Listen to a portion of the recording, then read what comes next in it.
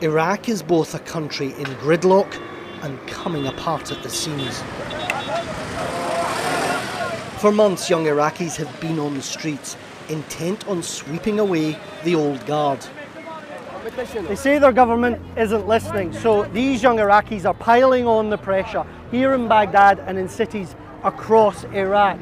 They say their demands won't be forgotten and their protests won't end. They've already brought down the last government, but it's not enough. In a country of fierce division, they've emerged united. Sunni, Shia, Christian, rich and poor.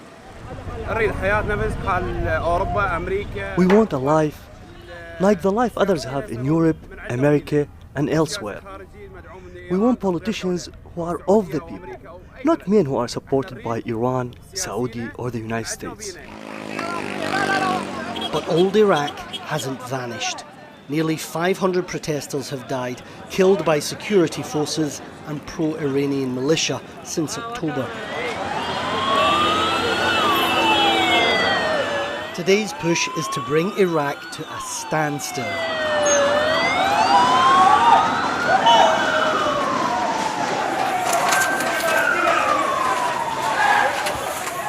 They want a new Prime Minister and fresh elections, and they might just get their way, but not without a fight. After a long standoff, the security forces are now coming down the off-ramps. It looks like they're just using tear gas for now. They're also sick of Iran and the United States fighting their battles on Iraqi soil.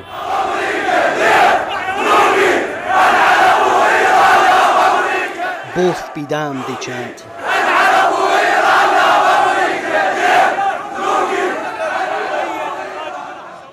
Three more young protesters were killed today. More names for a crowded memorial wall. This revolution already has too many martyrs. Safa al-Sarai is one of them. He wanted an Iraq without corruption and sectarianism. An idealist and a revolutionary, Safa's face is now everywhere. He was shot on this bridge, unarmed, his brother says, and clutching only the Iraqi flag.